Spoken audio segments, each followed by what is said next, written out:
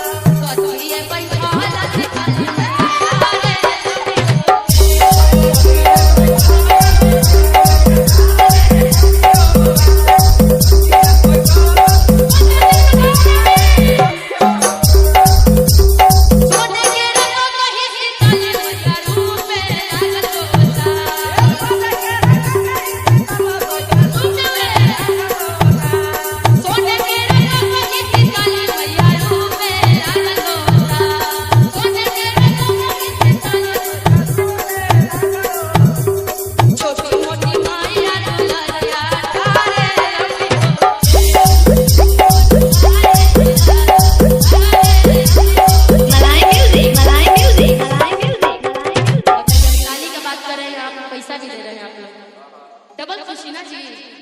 एक बार में आप सबसे बड़ी बात जानते हैं, मुझे जागरण करना बहुत अच्छा लगता है क्योंकि मैं 14 साल से सिर्फ जागरण करती थी दिल्ली में और आज इस जागरण में आके मुझे बचपन याद आ गया। आज से 5 साल पहले की बात याद आ गई।